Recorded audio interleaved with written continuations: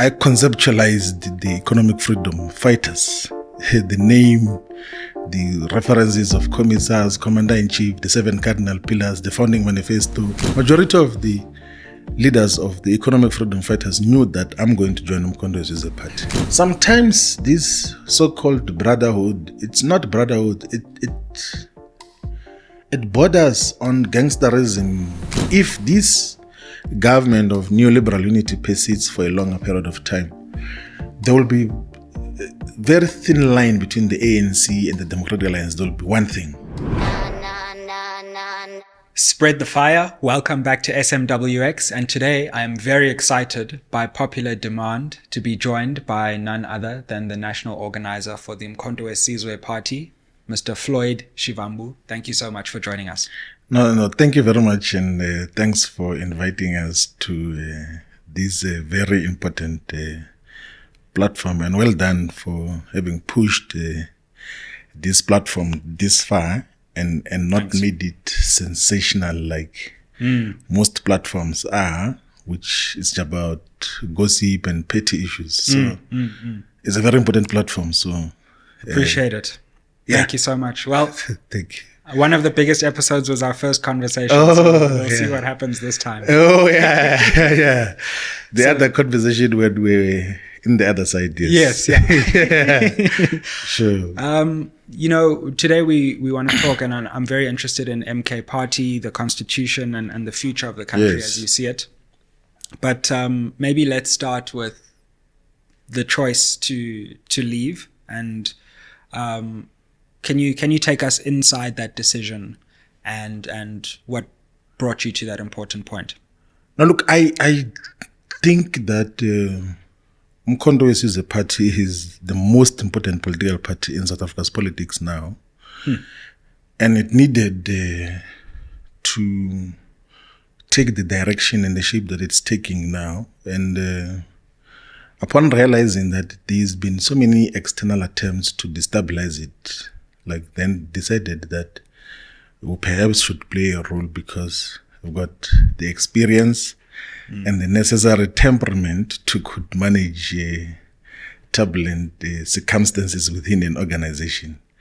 And of course, that is due to the exposure to national leadership for a very long time now. I was saying to some of the leaders of Mkhonto party that I'm 41 years old now, but I've been in national leadership structures for more than 20 years. Wow. Yeah, in terms of how I got to deal with so many issues. So Mkhonto party is a very important party, and we had to participate in it voluntarily, and had to take a very bold and sound, possibly best decision to leave the economic freedom fighters, which I played a central role in founding, in terms of how it got to be constructed. It's not a secret that I conceptualized the economic freedom fighters, the name, the references of commissars, commander-in-chief, the 7 cardinal pillars, the founding manifesto, and all its key documents, including the documents which are constituting the Third National People's Assembly. Like I see the core and main document is the document which in my resignation letter I said should guide the organization on organizational redesign. So it's one of those things that had to be done. And also it's also to then get an opportunity to change a wrong narrative which for some reason we had fallen into as a left activist in South Africa. You know that for some time, there was a period in the politics of South Africa where we were wrongly mobilized against President Zuma. Like to say, he's the most corrupt leader, the state capture, and all sorts of nonsensical characterization of the period where he was head of state and president. And we, of course, during that period, joined into the band, were gone and coincidentally joined by the establishment and mostly by even the descendants of the settlers who got to go and do the Zuma must fall nonsense that got to happen that time. Then we pushed for state capture inquiry. But the most important thing, I was thinking about it now systematically, that my turning point about the whole perception was actually the inquiry itself on state capture. That interesting. Yeah, because I got to realize something which I think is very important, that one, there is no wrongdoing which was pointed on President Zuma in the whole inquiry. Zero. The star witness in the inquiry was Themba Maseko, who said President Zuma said I must call the Guptas and everything else they like. But that's what he does every day. Like yesterday we were in a top 8 meeting, and then before the meeting started, he said that there are some people who are proposing a cooperative. Please listen to them. That is what presidents do in any circumstance, that when a business person or whoever has got a proposal comes to you, you refer them to authorities, and then the authorities have got an obligation to make sure that they comply with the laws in fulfilling what they got to do. But 3-4 major issues that came out of the state capture inquiry, some of the things which we're not even aware of. One was President Zuma's commitment to safeguard South Africa's energy security. You know, there's a less spoken about deal on Engine, the oil company, which is owned by Petronas from Malaysia. Okay. So he had given a directive, a political guidance, that Petro SA should purchase majority stake in Engine, which was going to safeguard South Africa's energy security from the fuel point of view. And that is one of the issues which in the state capture inquiry was presented as a scandal. That no, he actually pushed us to give a guarantee of 20 billion, which is, by the way, nothing as compared to the benefits economically which South Africa was going to gain out of that. That was one. But two, the issue which we got to be misled about as well was on the question of the nuclear build program.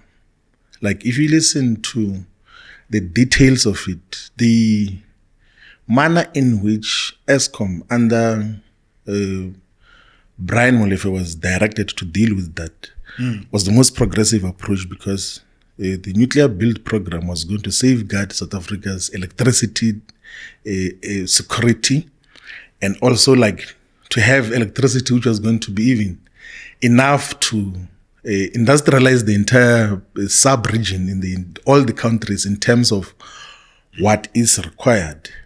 And the mandate that was very clear was that if you can secure a fiscally neutral program to build nuclear energy in South Africa, please pursue that. And Brian Molefe explained that even in the parliamentary component of the so-called state capture inquiry, to say that we were going to do what is being done by these intermittent energy suppliers called independent power producers. And then we're going to say that, come those of you who have got capacity to could give us 6,000 megawatts of nuclear build or nuclear power station, which is the cleanest and the cheapest, even in the bracket of the energy sources for Eskom, the cheapest and the cleanest source of energy comes from the Kubek nuclear power station, which is owned by Eskom. And that is part of the program which President Zuma politically was giving guidance on as to just what should happen. But also the intention to safeguard the supply of electricity in Eskom, but also to give Eskom the autonomy to not be bullied by the coal suppliers. So if you listen to the substantial components of what Esiabonga Gama or Brian Molefe would give in the state capture inquiry, you realize that there were far much more deeper interest elsewhere, which sought to destabilize the state through destabilization of Eskom. And Brian says that President Zuma went to him to say that, I'm aware that there are people who want to destroy Eskom so that we lose our autonomy as a country. Please go and stabilize the institution, the utility, so that we have got dependable electricity. And that is what exactly he did, and refused to be bullied by the criminal syndicates of the Glencores of this world who were bullying Eskom for the longest time in terms of the supply of coal. But also there's a lot of other issues which throughout we were made to believe that there's everything wrong that President Zuma is doing. But when the evidence came about, we then began to realize that actually what he has been in pursuit of is the most progressive agenda, which has to be defended and has to be protected. And personally, myself, it's the shift after all these revelations was clear, because I wrote about it publicly to say that it looks like we're misled about these issues. Even when later on he did not participate because they were trying to make mockery of him, and then there was that unlawful arrest that happened.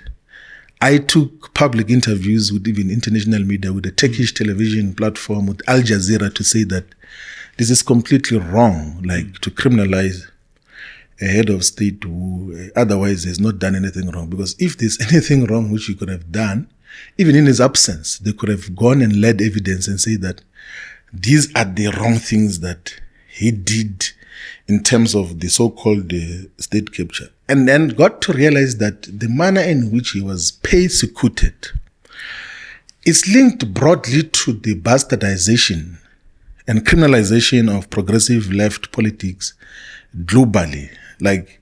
It's more or less the same thing that was done to President Lula in Brazil. It's the manner in which they wanted to treat President Maduro in Venezuela, almost everywhere, wherever there's a progressive voice that rises, the global West and imperialist forces seek to collaborate with the locals to try to undermine the legitimacy of such a leader. And that is where it came from. And so from that political analysis and conviction, I then began to pay close attention to what President Zuma does and say, because when he was head of state and president, he did push for those issues which I consider to be progressive, and I think are actually conclusively progressive. You will know that after the Feast Must Fall program, government, in a typical way, instituted a commission of inquiry as to whether there must be introduction of free education and everything else. And then they concluded that there must not be free education, by the way. True. And he defied that, and then he says, no, I'm not going to take this commission of inquiry. Let's introduce free education up until higher education level. And that showed the commitment to progressive politics, which otherwise would pursue for all forms of intimidations, against all forms of resistance that comes from elsewhere. And then I spoke on the 22nd of August, in the press conference where they said my role will be national organizer. So before the elections in October 2023, before Umkhonto is a party was publicly announced, we had very long discussions. It was a variety of other political parties as well, black progressive political parties. Interesting. And then he gave a very interesting diagnosis of what are the problems of our politics in South Africa. This was President Zuma? President Zuma, yes. So he was actually there back in those times? Yeah, in October 2023. Okay. He then gave an interesting diagnosis and even proper forecasting of what is going to happen. He said, look, I can see now that the ANC is totally captured by the white capitalist establishment. And they're going to force an alliance between the ANC and the Democratic Alliance. And that broadly will be an alliance with the neo-colonial West in terms of the agenda. And we can't fold our arms and not do anything about that. We need to consolidate. Let's form one organization. Let's form one platform, not just organization. Let's form one campaigning platform.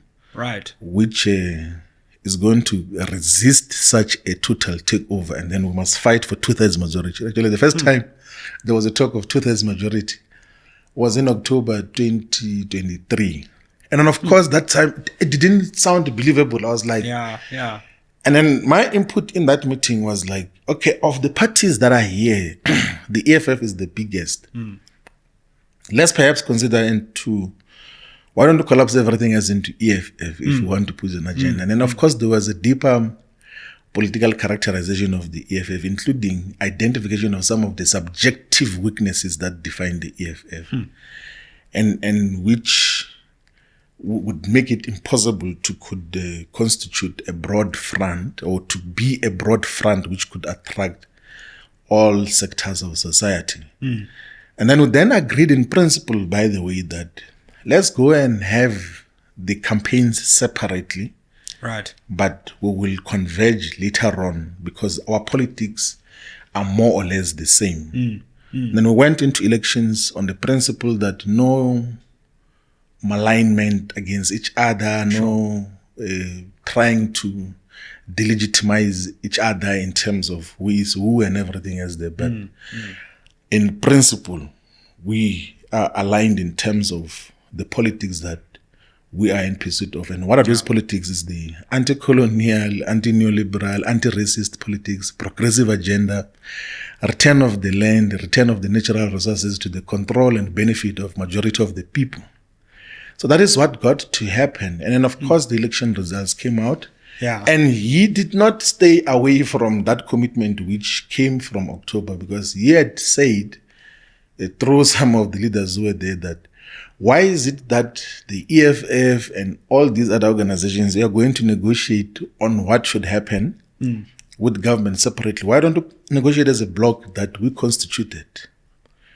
Let's go and talk in one voice so that there's clarity as to the politics that got to define South Africa moving forward. Yeah. In actual fact, I know that even when the MKP came to parliament, he once raised the question, why are there separate caucuses? Because this is same politics.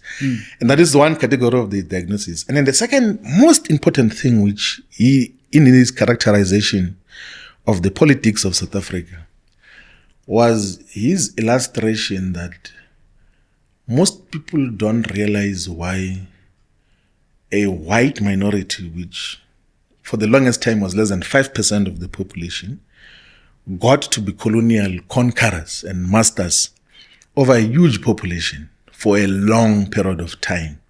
Then he says that they achieved that through divide and conquer, like that when we fought against colonial invasion, we fought as small clans and groupings. So they were able to defeat each and every one of us. And then later on, they combined all of us and then declared rulership and conquerorship over all the black majority and Africans in particular. That, but otherwise, there was never a time where we fought as a collective whole.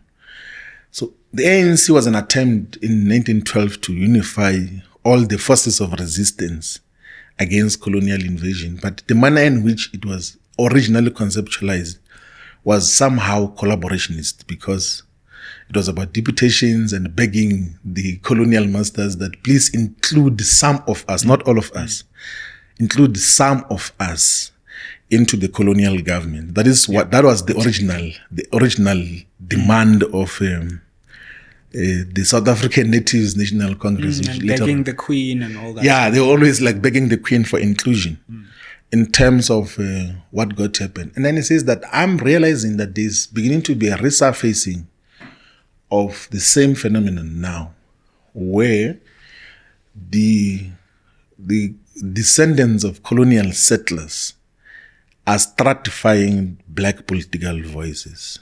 First, they bought the ANC successfully through Cyril Ramaphosa, through a conference which was bought. And then every political party which they want to have control over, they just give a lot of money, like in finance, because they wanted to have the same circumstances where they control these small fiefdoms of so-called political parties, knowing that they can't fight back as a unified whole. Because whenever there's a possibility of unification, like there almost was unification on the policy issue on the land question, then they realized that their capitalist, ill-gotten wealth interest will be threatened. I thought that is the very profound and most important characterization of South Africa's politics, that it forms a solid foundation on why we need to unify the forces of resistance against neocolonialism, the forces of resistance against the continued super exploitation of our natural resources and of our people. So that is the basis upon which I got to understand this politics, that let's look into that. So if you look into the preamble of the constitution of Umkhonto weSizwe Party, it summarizes those politics that we have been defeated because we've been fighting in different corners. We've never had a solid unified voice, and the ANC was supposed to be a unified voice against colonialism, but it has been fully captured by the neoliberal order and agenda, and now it is even formalized in a government of a neoliberal unity with the Democratic Alliance to pursue and push further with the wrong agenda that they defines. So those are the political contexts that led to, and then of course the worrying issue which you would observe from far, so in the manner in which the parliamentary caucus of Umkhonto weSizwe and the organization, you would see that there's extremely brilliant comrades within Umkhonto weSizwe Party, like at all levels. Like in terms of parliamentary caucus, Umkhonto weSizwe has got the best caucus, like as compared to all other caucuses.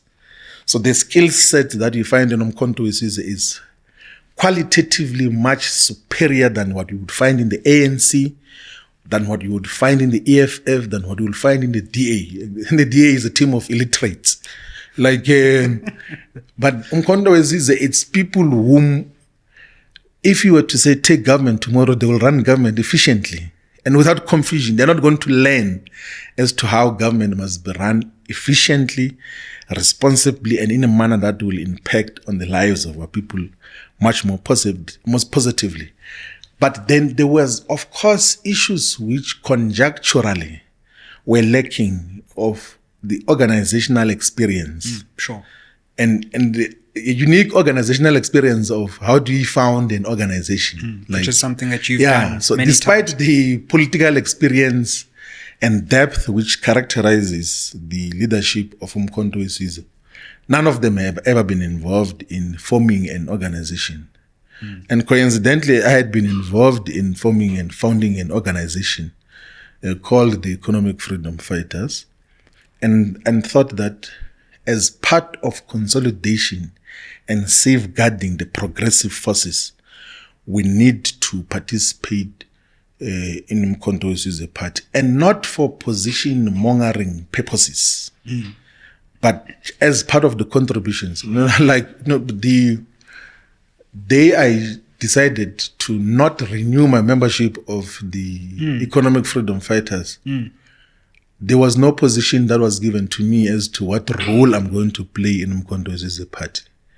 There was no guarantee that I'm going to sit in the top officials, but I knew that as a member, at least my voice will be heard if we're to say that let's avoid these pitfalls, like let's avoid these mistakes that otherwise a new organization might encounter. There are so many mistakes that you can make at formative stages, and some of those mistakes can be terminative of the organization itself. And we couldn't afford as a country to have a progressive political formation, which is even official opposition now in parliament, imploding because of avoidable mistakes, which otherwise we could guide each other in avoiding. So they were thought that the only, the most correct, sound, and best decision was to take the decision to join Umkhonto weSizwe and contribute to its politics. And I'm convinced that this is the correct path and the correct decision that has ever been taken in the history of politics. I'm taking it to a different perspective now. Yeah. In that decision, I'm assuming you are balancing, the harm it might do to the EFF versus the gains that it could do overall to this project of unity and also to MK. Take us through that balance that you were striking, because obviously... Look, there's good comrades in the EFF who could play a far much more meaningful role in everything. Some of them are very scared. I don't know why they're scared to be expressive and to speak as to what should be the direction of the organization. I had some of the comrades were saying they were shocked that I went to Mkhondo's. Majority of the leaders of the economic freedom fighters knew that I'm going to join Mkhondo's party. Even in the officials, like some obviously they came to beg me and say, no, please don't tell the president. The president did not know, and I did not see the need to talk to him about it. I canvassed the perspective with everyone else. And then when I later on communicated the decision, then they said, please don't tell him that we knew throughout that you're going to take this progressive decision so that he doesn't look at us with doubt. And then I said, okay, that's fine. I won't tell him that. If you feel telling him like that in the future, you will be able to tell him. And some of them even went to pretend to be crying in the meeting of the Central Command team that, no, we did not know. We were shocked and all of those other things there. So it was a properly canvassed view. It was not a view that I just woke up and everyone else is shocked. It was a properly canvassed perspective that as part of consolidating the revolutionary agenda, we need to take this decision to join Mkhondo's party. And there are those, of course, who had said, let's go, all of us, if you're going. Then I said, I don't think that is a wise decision. You can participate like in EFF and everything else there. But if you decide to join Mkhondo's, it must not appear as if I am responsible for a mass exodus from the EFF. I'm joining individually. Those who join later on, because they're convinced about the politics of Mkhondo's, they will do so by themselves individually. That approach of joining as a group and everything else is not sustainable. It's not disciplined. It's not a proper organizational and political culture. So that is what I had said, that those of you who want to join, you can join whatever time you want to join, and will not stop you from doing so. If according to your own political views, you think that you should now join Mkhondo's party. That is why those who join, we welcome them to join from the EFF, from the ANC, from all these other political parties. Do you expect more to join? I don't expect more. So, in Mkhondo's part, in the organization, there is a saying that Asbabis bayazizela, like that. We don't call them, they come by themselves. And logically, I'm not surprised that in this conjuncture, it will make sense for those who want to pursue real revolutionary politics to associate with Mkhondo's, because it's an organic formation which is fighting for total decolonization. It's fighting against all the manifestations of colonization and colonialism in South Africa. So I wouldn't be surprised, because if you look into the main objectives and aims of Mkhondo's is total decolonization. Like colonization would happen in political form, in economic form, in social forms, in spatial forms, in cultural forms, in heritage forms. Then we say that let's fight against all manifestations of colonization. So those who want to fight on the side of Mkhondo's, they are more than welcome.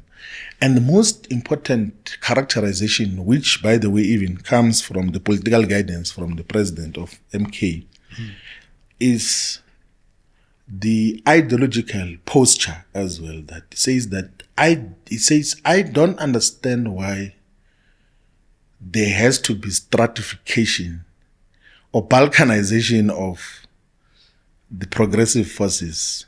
It says that if you were to put in one room people who associate with the Congress movement in a genuine sense, and those who associate with the Pan-Africanist movement in a genuine sense, and those who associate with the Black consciousness movement in a genuine sense, those who associate with economic freedom in our lifetime in a genuine sense, if you were to put them in a room and say that, what are the most 10 priority areas that we have to deal with in the country, they'll come back with more or less the same things.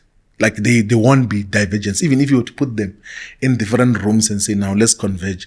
What is the top 10 most priority transformational and revolutionary aspects that we have to deal with as a country?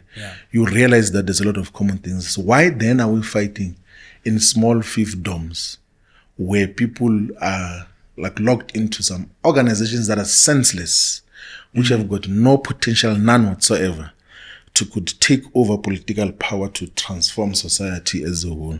So unification is the most sensible thing to do.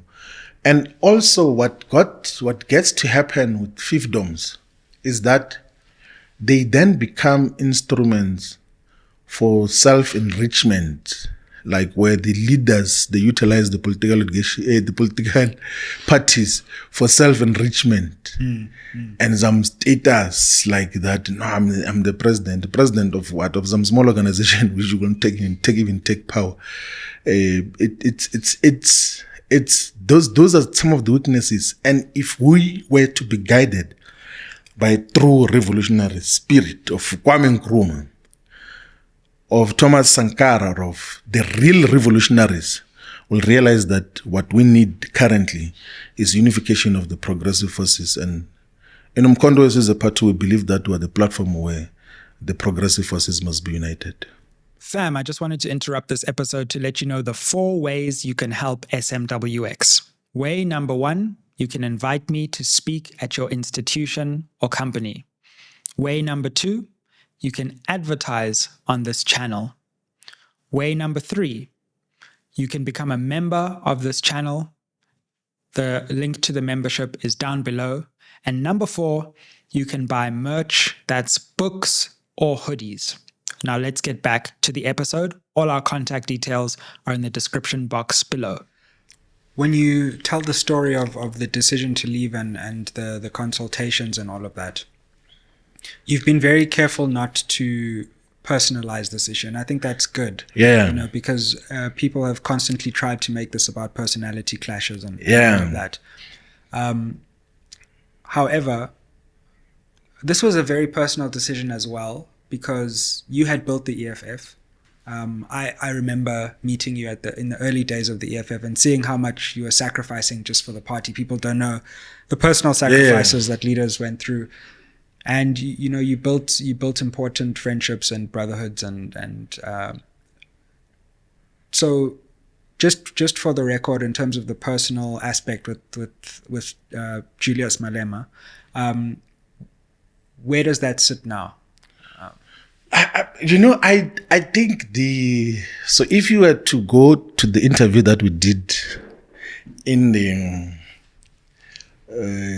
when I was still in the EFF, and then you asked me the question, what is the relationship with the president of the EFF?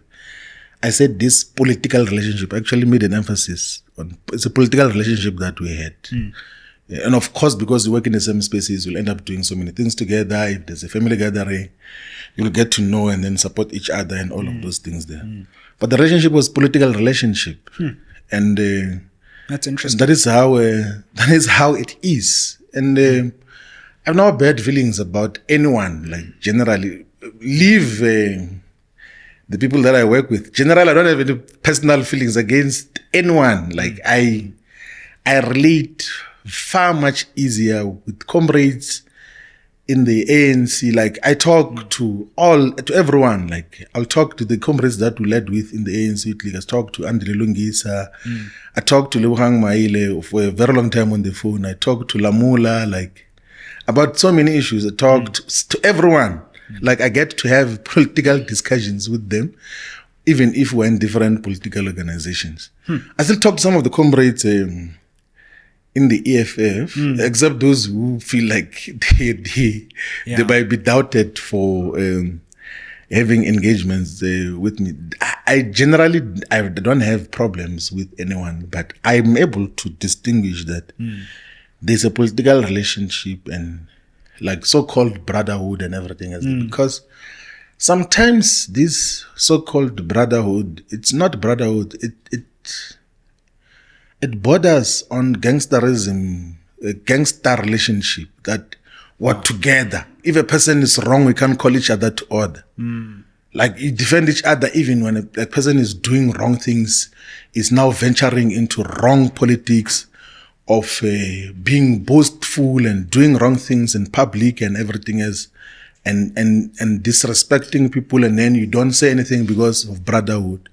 You must be able to call out certain things that this is unacceptable and everything else. And if you realize that, so those things of the personal relationship can't override a political principle in the relations with everyone. So if a comrade misbehaves or does things which you realize that this is wrong, you must be able to call each other to order. Like, it's not gangster relationship where you say, we'll die together. It doesn't work like that. And by the way, this characterization, I used to say this when we were in the National Executive Committee of the ANC Youth League. So, Pulemabe was the Treasurer General of the ANC Youth League. So I used to say to the president of the ANC Youth League, now current president of the EFF, that me and you are going to be buried next to each other. Wow. All the time. And then later on he went to engage in other activities, like to collaborate with those who were dealing with him. Now I used to say that I'll never say that. I'll never. Like if it's a political relationship, like you can't promise to die next to each other in a political relationship. It's based on principle. Sure. If principle shifts, then we no longer relate the same way that we related before. So if you realize that there's certain areas of just divergence from what should define a revolutionary, you must be able to say, but this is not what I signed up for. This is not the character which I thought we're dealing with. And I'm not talking about the contextual relationship now with the president of the EFF. I'm talking generally in politics that we should relate to each other on political principles so that we're able to correct each other whenever something goes wrong. Yeah. Let's come to the present moment in South African politics and how you characterize it. Because, of course, we've got this so-called government of national unity, which everyone keeps calling it GNU. Yeah. Despite the fact that it's a DA-ANC alliance. Yeah. How do you characterize what happened in this election? Some of the talks that led us to where we are now and what this government represents for the country? Look, I think the electoral outcomes reflected the will of the people. And I think we must always respect the will of the people. Sure. I once overheard a very sorry characterization of the outcomes of these elections, by the way. Someone was saying, we were not voted because the people of South Africa are sick. Like he said, there's a sickness of society. That is why we're not voted. Wow. Yeah. And then I was like, wow, this is a very dangerous characterization because if you characterize majority as being sick because they didn't vote for you, then you are venturing into dangerous territory as a leader or as anything in society. But the outcomes of elections reflect the will of the people. But what I think is satisfactory is that the forces which otherwise, I said it in Parliament when I was in Parliament now, when we're debating the budget vote on national treasury, and even in my debate in SONA, I said that this election's outcome presented an opportunity for political formations whose umbilical cords are buried in the same yard to reunite and agree on the common agenda as to what do we do moving forward.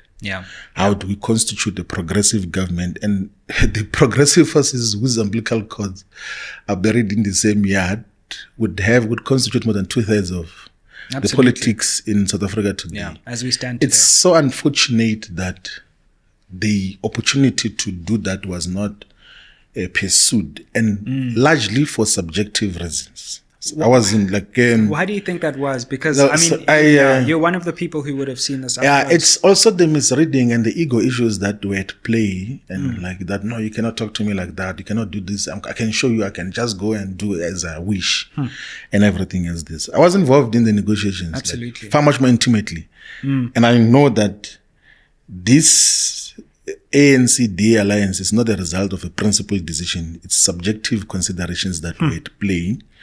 And it's so sad that we had subjective considerations that got to override principle.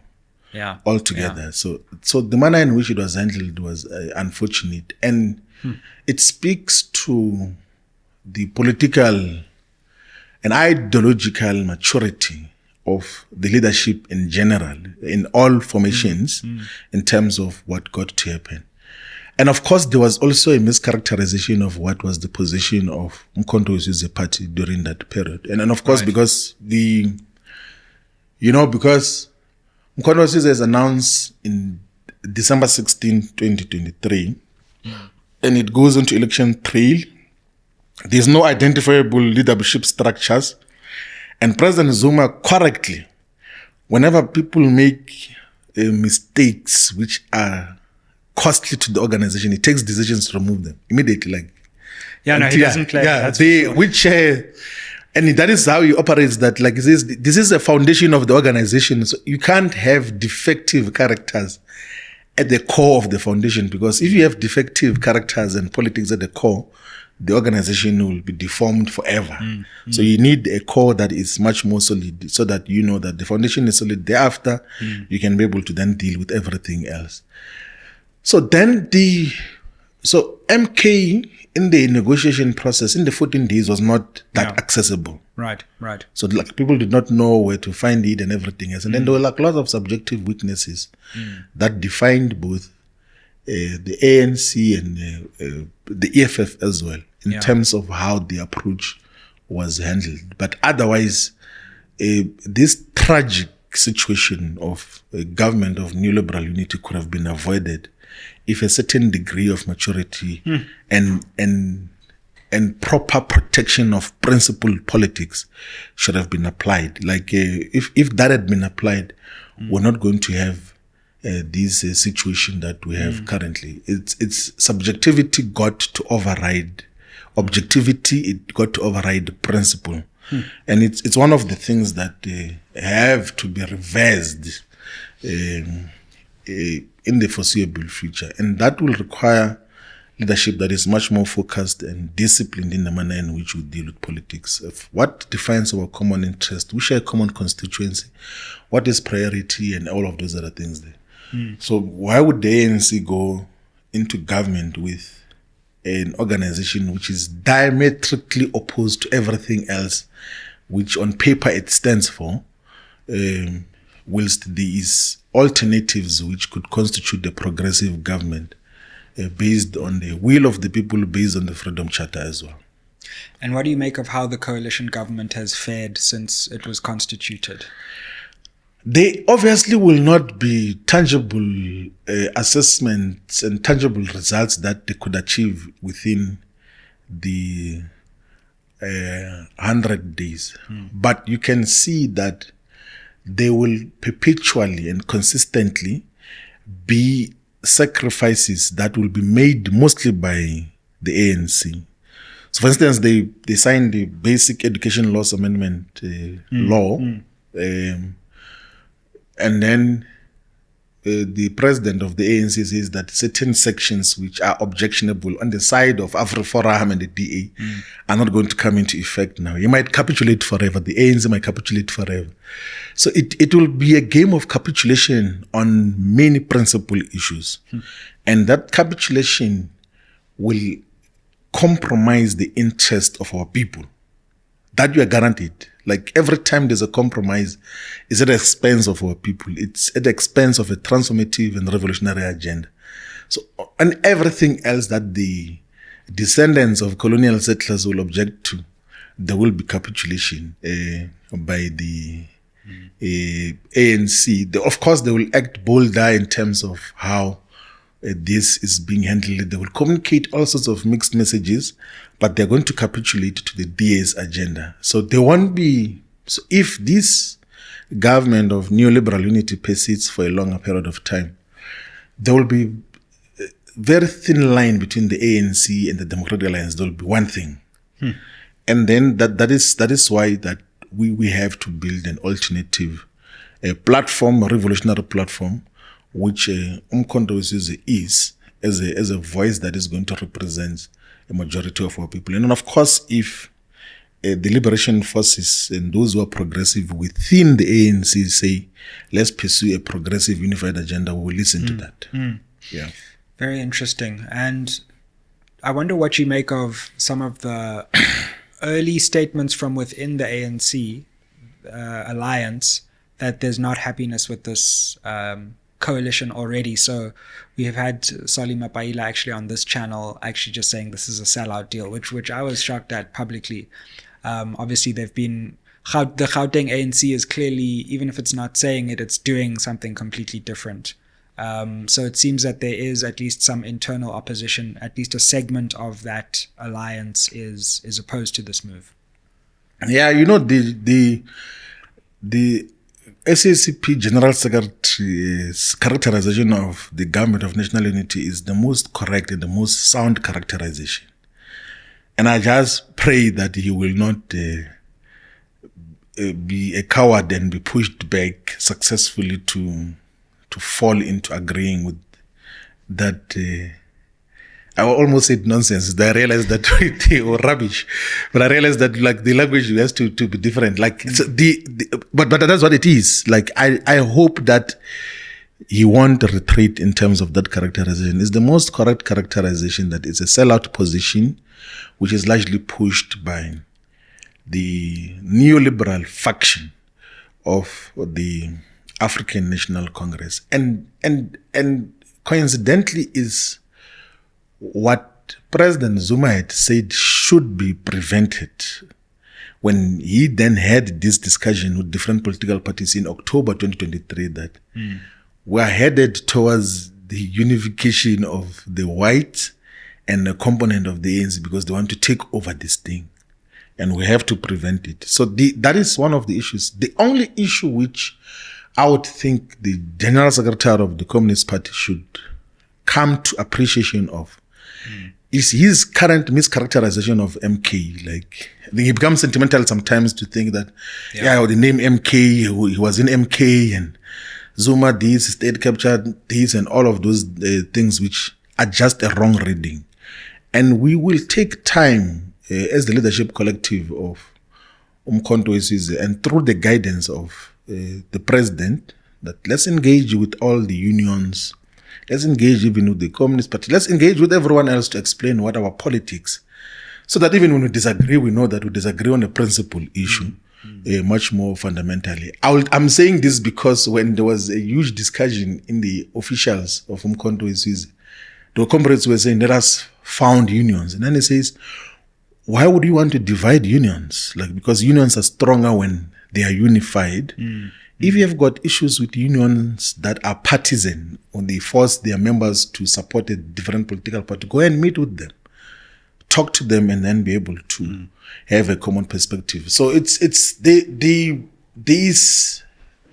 characterization of the GNU by the Comrade Soli is 100% correct, and majority of unions as well. But I know, of course, what the faction in the ANC would do, they will try to sponsor resistance within the Communist Party and within the COSATU affiliates, which will begin to say, no, but you are not being reasonable and all of those other things. It always happens in that particular format. I know all these organizations very well because I worked in the Bailey of the SACP. I got to interact with COSATU unions at a very intimate level because I was conducting political education for all the affiliates at some point in my life. And I know, like, I was in the 2 hours for 5 years. So I will know that there will be an attempt to try to sponsor resistance against Comrade Soli from within the SACP and from components of COSATU to try to make him pull back on an otherwise correct revolutionary characterization of what is transpiring now. I'm really fascinated in how you read the ANC as well, because it seems to me that a lot of this coalition arrangement actually revolves around Cyril Ramaphosa himself.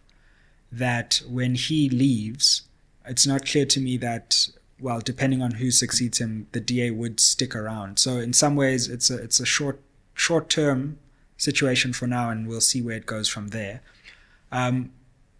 What do you think is going on in the ANC, given that we're not that far away from Ramaphosa stepping down, and then a lot could change? There could be a move to retake the ANC in a different direction, or one of his successors would then carry on with this GNU trajectory. Yeah, the ANC is a highly contested organization, and it has to be contested because it's whether you like it or not, it constitutes part of the struggle heritage of South Africa. Sure. So the incumbents can't claim to be the alpha and omega of the ANC. That is why President Zuma says that I am Conto Isiza, but I'm still contesting my membership of the ANC, because he says that you can't just leave it to, and it has always been contested. So if you check from John Dube to Mahato, then to JT Gumede, and then this one from Kronstadt, ZR Mahabane as the earlier presidents, had to come back to then Dil Pixley.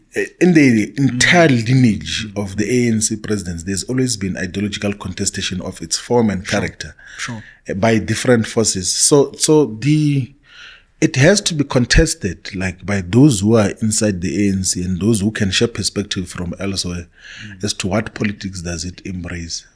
Currently, it's on its rightward shift, because in the contestation of the ANC, there's also a phenomenon of presidentialism as well that defines almost all liberation movements.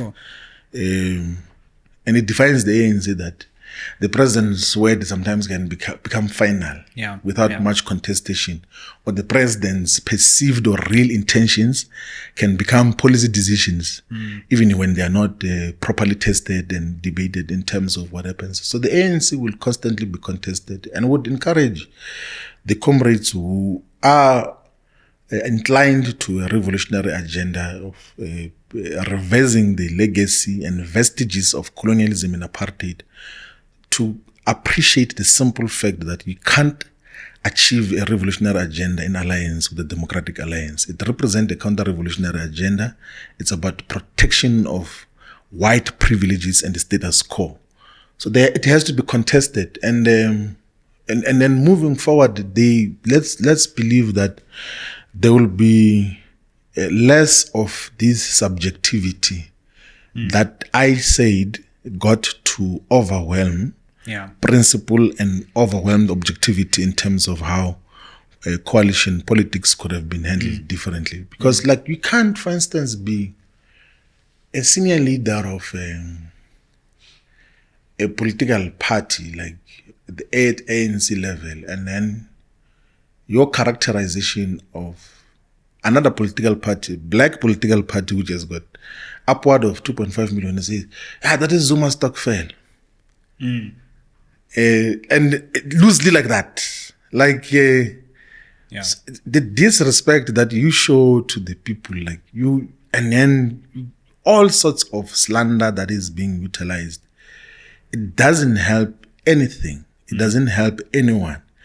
It's possibly maybe part of the reasons why some of these parties are losing electoral relevance is because of the manner in which you characterize the politics is conclusively wrong. So we need a different conjecture and discourse of politics which are defined by maturity and discussion of principle. What is our common agenda? Who do we interest?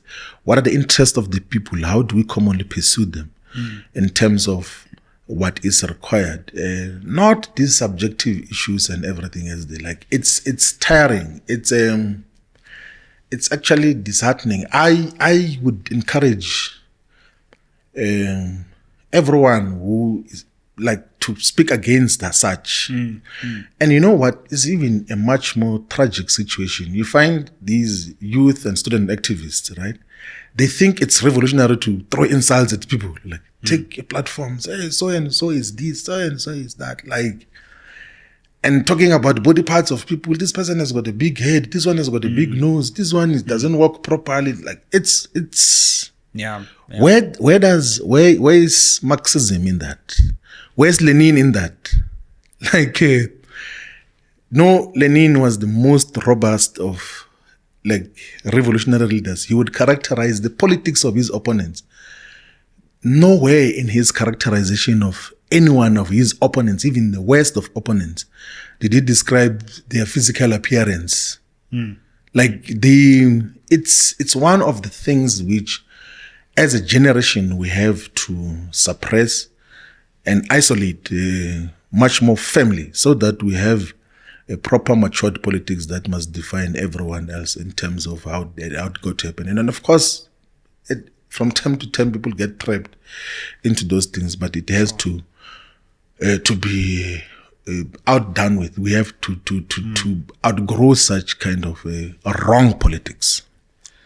Let's come on to the MK itself, because you've, of course, been, from what I can observe, quite central to this project, as you said, of building the body of the institution, shall we say, the structures, the constitution, and actually making it a functioning national organization. It's got mass support already.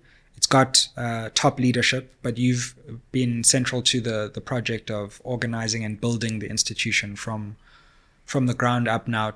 Talk us through that work and where you see the party is at this stage in its history. It's very young history. It's not even a year since it's been announced. How do you characterize it? Umkhonto is still going towards its first anniversary. Wow. I mean, that's just crazy to think.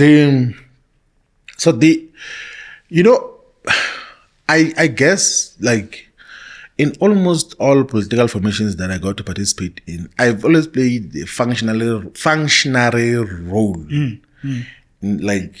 Of the ability to listen to everyone else and then try to forge those ideas to say that this is what I think collectively we are saying. So even when I was in SASCO, I think in 2004 Congress had written a perspective about the ideological character of SASCO. It's still readable. It's something which I can still own up to this day. No mistakes in terms of the ideological direction and character. The same role we played in the Young Communist League when I was in the National Committee, then dealt with the youth policy and the conceptualization of what is currently the National Youth Development Agency that time.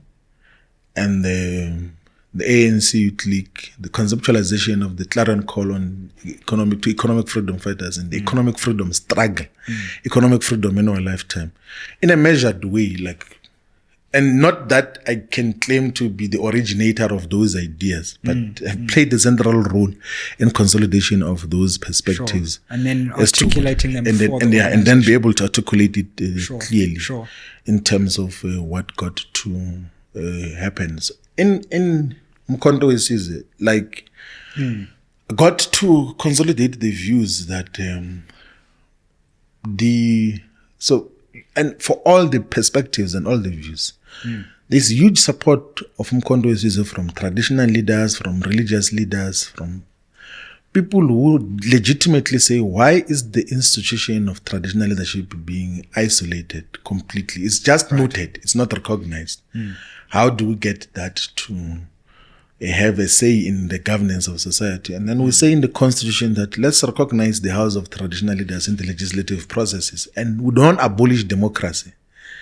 We do what is happening in many parts of the world as well, where there is some consultation which is structured with the traditional leadership, and also be able to consolidate all these views. That is why, if you check here in the constitution of Mkhonto in the aims and objectives, so objective 1 will be to unite all anti-colonial, anti-imperialist, anti-racist forces to fight for total decolonization, which includes total political, economic, social, cultural, and spatial freedom and emancipation. So that is the total decolonization that the constitution of Mkhonto talks about. And there's even a highlighted component of what does it mean when we say we want to fight for total political freedom, because in true sense, we don't have total political freedom in South Africa. Some of the decisions which politicians or parliaments have to take needs to be approved elsewhere. There's even threats that, no, we're going to disinvest, we're going to do this, and all sorts of things. In terms of economic emancipation, I think we've theorized adequately that there is no economic emancipation because the land is still owned by those who owned it before. In terms of real social emancipation, it's still the same. Like the black majority, Africans in particular, are still in the same space in society like they were under apartheid. Like they're still suppliers of cheap and easily disposable labor. They still bow down to young kids of white parents. Like they still get sent around. Like it's still the same. Like even in terms of the cultural expressions, like we are the numerical majority, but we are the cultural minority in terms of the dominance of what gets to happen in society. In terms of space as well, there is absolutely minor changes that got to happen from apartheid to what we have now. Like, and you see with how even the wards are demarcated in the cities. So in Nelson Mandela Bay, in Ward 1, 2, 3, that it's exclusively white. Here in Johannesburg, the wards that cover St. are exclusively white. Like it's like that almost everywhere. In South Africa. So there has never been, through decolonization and the reversal of the apartheid spatial planning, there's never been through reversal of how apartheid conceived of South Africa. Yeah. And that is what Umkhonto seeks to deconstruct through a unified political agenda and program. And I can't claim that is my original views by myself. I then compose that. It's a consolidation of the views that come from the leadership and the membership of Umkhonto and society as a whole, that we've got an unfinished business. The revolution, which otherwise is supposed to emancipate all of us, has not been completed. We need to take up the arms and fight on until total emancipation. It's a luta continua, the struggle continues. Yeah. And in terms of the actual organizational structure itself and the what you're calling detachments in the Constitution, talk us through how you're conceiving as an organization of the way this institution will actually work in different parts of the country. Oh yes, so this is the manner in which the Umkhonto is organized. So there is a purposeful exclusion of any elective conference because let's start there because it's interesting and yes, the interesting perspective. So the president says, look, let's identify the leadership from different walks of life who will constitute the core of the leadership of Umkhonto. There is democratic consultation in the decision-making processes of Umkhonto. Like I've never got to live and experience the deeper sense of democratic consultation, like like anywhere else. Okay. Like I can give you multiple examples. Yeah. Like the president listens to comrades, like to everyone, like to branches, to leadership of regions, to everyone, like to youth, to students, to ex-combatants. If they are not convinced, like you would, I know with ex-combatants, there was a proposition that they must have a separate organization, like as a league within Umkhonto party. Right. He met them several times, like, and then when they're not convinced at this meeting, he says, no, let's meet again because the time is finishing. Let's meet again next week. And he meets again, he listens. And he listens like properly. Like if there's points which are valid, he accepts. Same with the youth. Like when there was a discussion now about the age category of youth up until 30 or 35. So those who are above 30, they were saying, no, it must keep it at 35. There were those who were even saying that it must be taken to 40. He says, what are the political reasons? Some came like agitated to the meeting of the National High Command, wanted to enter by force and everything. As he says, no, you don't have to enter by force. Let's meet. And then he calls them like the whole day. What are the issues? Like, give me the political reasons. And then they speak, and of course they will express subjective issues that some of us excluded. He says, no, but that is not a political reason. Until you give me a political reason, we were still stuck with 30 as the age category. So there is a deep sense of democratic consultation in the decision-making processes of Umkhonto weSizwe. But there is a purposeful exclusion of an elective conference, because if you already plan an elective conference at a formative stage, you're going to experience what we characterize as the demons of factionalism and gatekeeping. So someone who joins Umkhonto weSizwe first in a region of Umkhanyakude in KwaZulu-Natal or in Amajuba or in Ilembe, they will be very resistant to a recruitment of other capable leaders, because they think that they must now prepare for a conference. They don't want people who have got much better experience and far much better eloquent articulation of positions than them. Sure. So we don't want to have that. Umkhonto weSizwe is open to everyone. There is not going to be any elective conference. There is going to be identification of the necessary skills and capacity, the dedication, the discipline, and then those are the people who are going to be identified by the leadership collective to lead at regional level, at sub-regional level, at the provincial level, and with specific mandates and targets that if you achieve the following, you are then going to continue to play leadership role. But if you don't do anything, we'll have to then identify someone else to play that particular role. And then in that context, then there was a question of who then do we account to? Because there's no elective conference. We will convene consultative and policy conferences, where the membership will then play a role in terms of shaping the perspective. Actually, the discussion yesterday, I can say this because it's not a top secret, was that now that we're done with the Constitution, let's expand on the People's Mandate. The People's Mandate was the manifesto of Umkhonto weSizwe. Everyone kept saying there was no manifesto, but the manifesto was there.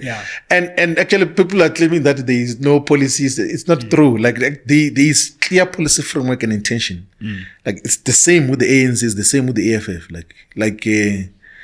It's just like that. But then in the manner in which it is, then the president says that let's go far much more wider and deeper in terms of the articulation of our policy position on each and every aspect. I see.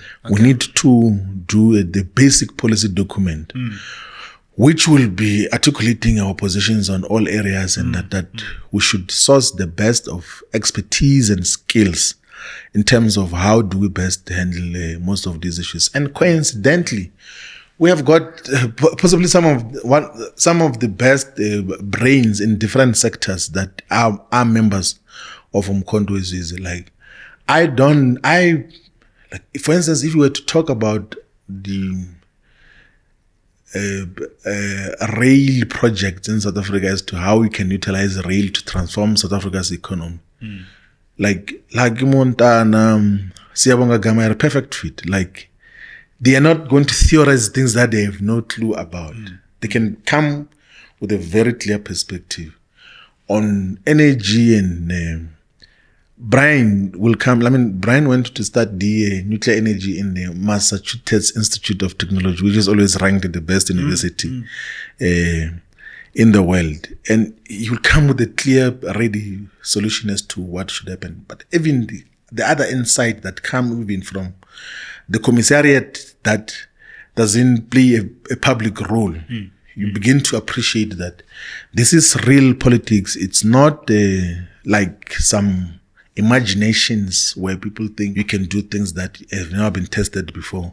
So we in the process of consolidating that perspective, and society will begin to appreciate that when we say that there has to be a bigger number of society voting for Umkhonto weSizwe. We mean business, one, but two, we are capable of governing. The others who say they can be government, but they can't be government, including the ones who are government now. they just say no, we're government, but there's nothing government about them. Like so Mkondo is assembling the best in terms of what will get to happen moving forward. Fam, you asked for some SMWX merch and we have delivered. I know you're always looking for ways to help support and grow this channel. So why don't you buy yourself an SMWX hoodie? Super comfy, super warm, and you can represent SMWX. You can check the link down below for how to buy your SMWX hoodie and help build and grow this channel so we can bring you more interviews, more analysis, and more educational insights. Now let's get back to it. So constitution and then deepening the policy perspective. Yes. 2026 or 2027, because I believe it might go even into that next year given the electoral laws. What are you thinking in terms of that? Because that'll be a key moment for the party. It'll be its second election. If you have a big showing there, then it shows, okay, now things are really serious. So do you know Mkhonto is going to win a decisive number of municipalities in South Africa. A substantial number. If you check the results which are still contested by the leadership, and correctly so, stunning because of results. so they say. But if you to work on the current results, so in KwaZulu-Natal, of the 44 local municipalities, Mkhonto was number 1 in 36, number 1, Sheesh. and it was decisive majority in 13. Wow. And then in 20 it was above 40%. Right. And that includes, by the way, in eThekwini, it was in eThekwini were there about upward of 75 wards, and if you check the results of those wards, in KwaMashu in Umlazi, it's 76%, 78%, in terms of the vote which Mkhonto is got. Yeah. In Mkhondo, in Haarzavi, in Mpumalanga, in Mkhondo municipality, the Mkhonto was number 1 as well, more than 50% of the vote. Wow. So already there's an illustration of here in Gauteng, in Ekurhuleni, Mkhonto is number 3. It's ANC's DA, then it's Mkhonto, then it's EFF number 4. In Johannesburg, it's joint number 4 with the EFF in terms of the numbers that. So there is huge potential that. And that's after 6 months. Yeah. So there is huge potential that is going to come, and it will have manifestation in all parts of South Africa. So I'm a national organizer of Mkhonto is on a full-time basis. No parliament. Yeah. Full-time in the organization. Will be going on the ground, even in areas where Mkhonto did not get significant number of votes. We're going to establish the organization and have meaningful presence and fight for even victory of municipalities in Limpopo, in the Northern Cape, in the Northwest, in the Eastern Cape, everywhere. So we're going to be fighting for a total victory everywhere we find. And what is much more interesting is that the caliber of membership that Mkhonto gets to attract is very impressive. It's not job seekers. It's people who are medical doctors, are school principals, are teachers, people who are professionals in their own rights, have got some role to play in society. It's not some job seekers who are saying that I did not have anything to do. Yeah. They're saying Mkhonto is there, let me just join. And then I will play a role and everything else. Maybe one day I'll be a counselor. No. Mkhonto is joined by very respectable members of society. And of course, everyone else is respectable, but it's people who are professionals on the ground. And that is very inspiring. In all the provinces that you would go to, you will realize that it's an organization that has got a proper, clear future as to what we seek to achieve. So we're going to do significantly very well in the local government elections. And of course, then the focus will be preparation for 2029, where Mkhonto we should fight for total victory and constitute a progressive government that will respond to the aspirations and interests of our people. On the local government, I was looking at the results as well and realizing that the ANC, there's one scenario where they actually don't have control of any single metro. I think Buffalo City is the last one where they have significant Yes. margins. So of the 8 metros, the ANC has got some 53% in Buffalo City in the Eastern Cape, and then 49% in Mangaung. Yeah, just on the edge. Yeah, right like now. It's just on the edge. But and then the rest of the municipalities Gone, right? and they all are gonna be. So they won't be like the municipalities, the metros, which will have decisive victory, most possibly of Mkhonto in 2026, will be the municipalities, the metros that starts with the E, Ekurhuleni and eThekwini. Interesting. So those are they demonstrate a lot of potential. The ANC has failed to transform the local government space, has not done very well. I think even in their own internal reports, they get to admit that the local state has been a dismal failure in terms of its design, in terms of the fiscal arrangement as to how fiscal policy is aligned to respond to the needs of local government. Because there's some anomaly that gets to exist that out of the overall budget of the state, the local government sphere receives less than 10% of the entire budget, with the presumption that they can generate their own revenue, which is not sustainable. I know National Treasury, like when I was in Parliament, it was beginning to review the funding model of the local state, but in the manner in which it has been designed thus far is not the most impactful, and that is why the municipalities will continue to drift away from the ANC, because even if you have capable people at the local level, they can't do anything because the manner in which it's structured is not in a way that can respond to the daily demands and aspirations of the people. So there's gonna be shift of power, and in instances when they won't be outright winners, we as Mkhonto will again plead for objective maturity and like sober, proper temperament in terms of how politics are discussed, so that like don't constitute government on gunpoint that no, you do this or like you either work with me, give me this, or I'm gonna vote with the DA. We don't want such. There must be principled decisions and discussions that must happen even prior to the local government taking place, that this is the broad framework which, if we are still contesting as separate political organizations, this is how a government should be constituted as a matter of principle. So it's one of the issues that we will make a plea amongst all the progressive forces, that let us not be childish in terms of how we deal with the question of the local state. Those things of changing mayors every weekend must come to an end. There has to be stability of the local state. There has to be credible people who are deployed there, so that they are able to deliver the necessary services and collect revenue in instances where there's a revenue basis for this for the local state. Yeah. In terms of the future and the broader unity project that you've been speaking about, this idea that we bring together as a country those parties and forces that have historically been seen as on the left.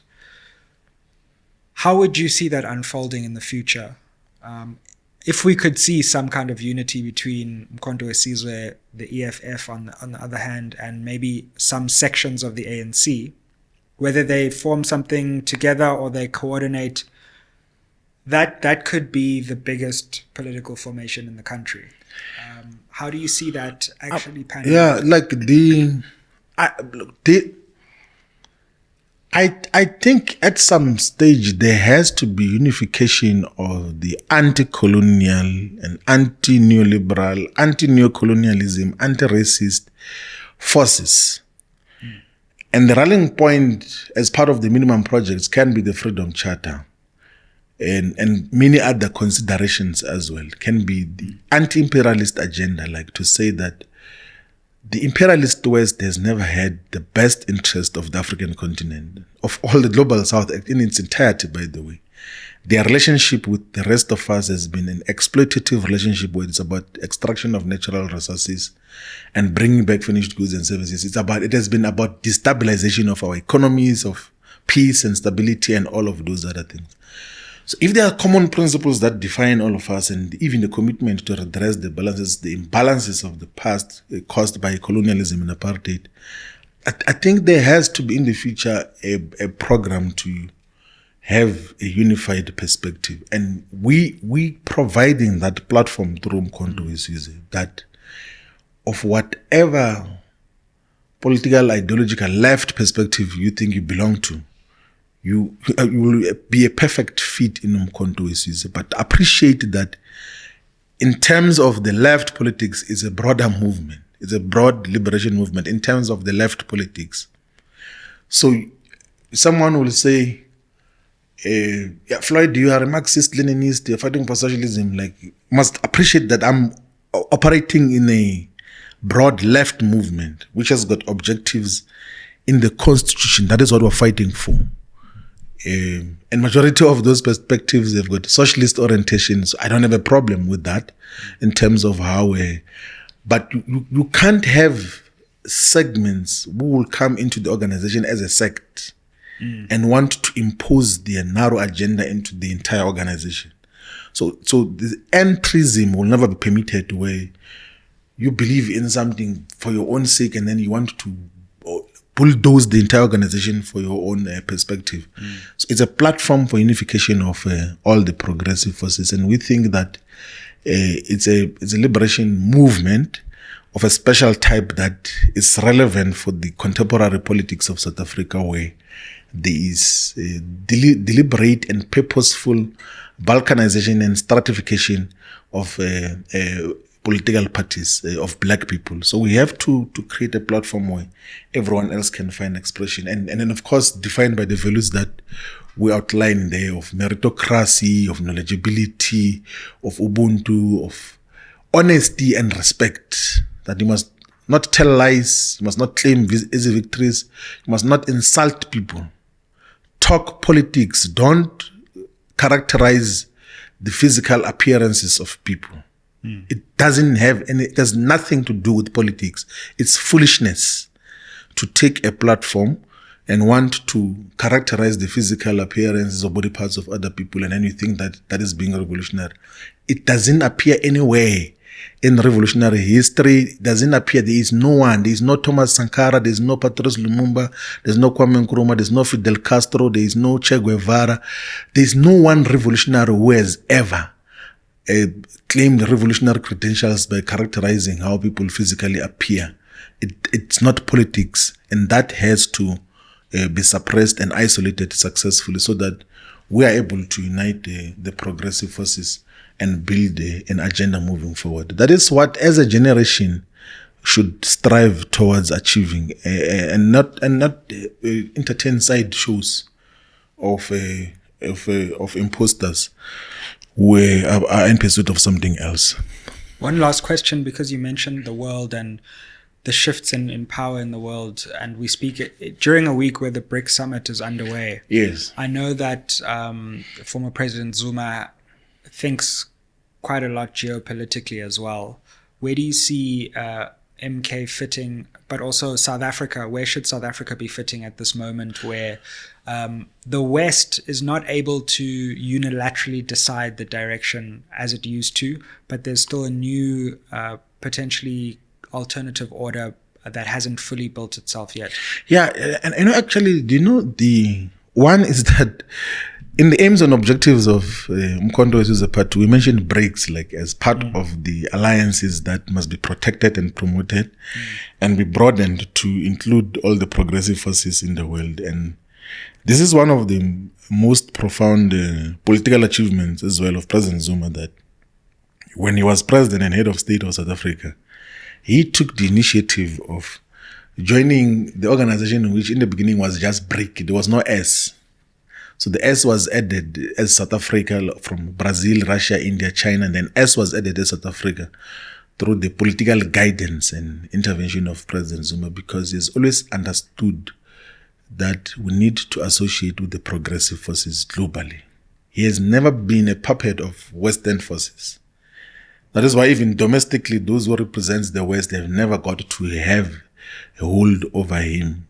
In the induction of the National High Command, he spoke extensively as to why our agenda for real transformation cannot be in collaboration with the West, because the West has never had the best interest of the African continent, of black people in general, not only in South Africa, but in the African continent and in the entire African diaspora.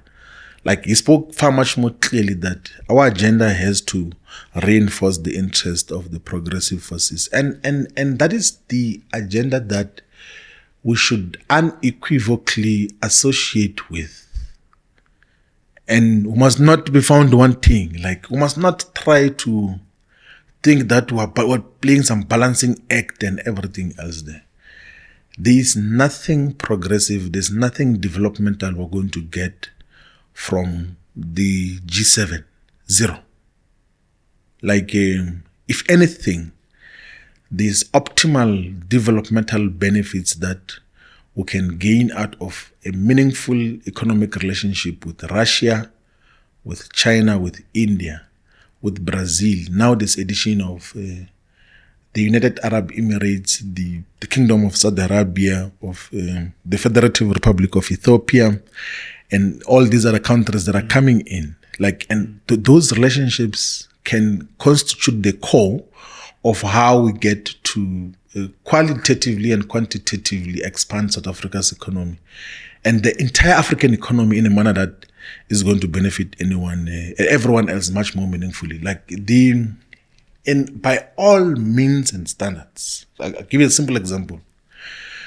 If we were to build a rail project to integrate the entire African continent from a trade point of view, which is a long overdue thing, it should have been done a long time ago. By sure. Cecil John Rhodes tried, but for wrong purposes. Absolutely. So if we were to pursue that pan-continental infrastructure program, the only country which can deliver that now is the People's Republic of China. Like, objectively, there's no one else. And they can do it in a way that doesn't drain the fiscus of the African continent. They can do it as a developmental contribution to the African continent. They did Tazara, by the way, which is the Tanzania-Zambia Railway Authority. It's 1,800 kilometers of rail project. Before they were in the economic status that they are in now, the Chinese built 1,800 kilometers of rail project to connect Zambia to Tanzania. And in the context that time, Mao Zedong was saying that Zambia is landlocked, Rhodesia is under colonial rule, they can't use South Africa for trade relations. The nearest coastal country is Tanzania, and then he had to build a rail project from Zambia to Tanzania as part of improving the economic relations of a now newly liberated Zambia. And the Chinese have always demonstrated that willingness to could play a meaningful role in the development of Africa's infrastructure. And so this relationship which South Africa has with China, the entire continent has with China and Russia, and can be utilized for meaningful, developmental, impactful purposes, which have to be cherished. And we have to appreciate that President Zuma had the foresight of participating in BRICS, because we wouldn't be in that table if he had not taken the initiative. We have to embrace that, and then as the generation which is going to lead this country, we should optimally maximize on the benefits that we can get out of that. But even outside of the infrastructure benefits, just from an economic industrialization point of view,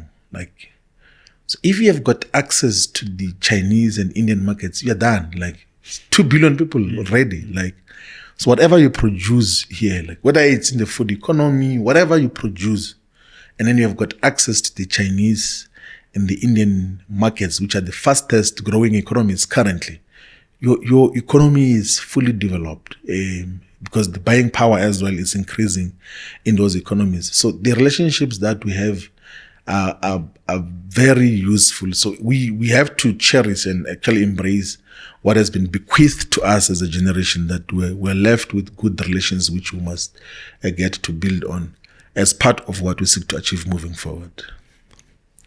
Well, Floyd Shivambu, thank you so much for joining us on SMWX and for giving us this important interview at this key time in politics. No. Thank you very much, and thank you very much to the viewers of this very progressive platform. And we are here from time to time. We'll engage on meaningful political discussions and not these things that happen in other platforms. No, thank you very much. We really appreciate it. And I'm sure this one's going to do even more than that.